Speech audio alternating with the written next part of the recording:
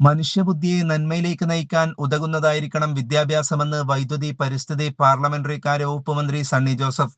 Kasaragod Kaikottukadavu PMSA Pookoyathangal vocational higher secondary സ്കൂളിൽ ജില്ലാതല പ്രവേശനോത്സവം ഓൺലൈനായി ഉദ്ഘാടനം ചെയ്ത് സംസാരിക്കുകയായിരുന്നു അദ്ദേഹം.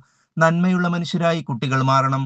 പഠിക്കാൻ മാത്രമല്ല, സ്വപ്നങ്ങൾക്ക് ചിറക് നൽകാനുള്ള ഇടമാണ് വിദ്യാലയങ്ങളെന്നും ആനന്ദിക്കാനും അഭിരുചിക്കനുസരിച്ച് പറന്നുയരാനും പേടിക്കാതെ ചോദ്യങ്ങൾ ചോദിക്കാനും കുട്ടികൾക്ക് കഴിയണമെന്ന് വിദ്യാഭ്യാസ മന്ത്രി N ശംസുദ്ദീൻ ഓൺലൈൻ സന്ദേശത്തിൽ പറഞ്ഞു. എല്ലാ സർക്കാർ വിദ്യാഭ്യാസ സ്ഥാപനങ്ങളിലും ആവശ്യമായ ഭൗതിക സാഹചര്യങ്ങൾ എത്തിക്കാൻ പ്രയത്നിക്കുമെന്ന് ചടങ്ങിൽ അധ്യക്ഷത വഹിച്ച സന്ദീപ് വാര്യർ MLA പറഞ്ഞു. രാജ്മോഹൻ ഉണ്ണിത്താൻ MP സന്ദേശം ചടങ്ങിൽ വായിച്ചു.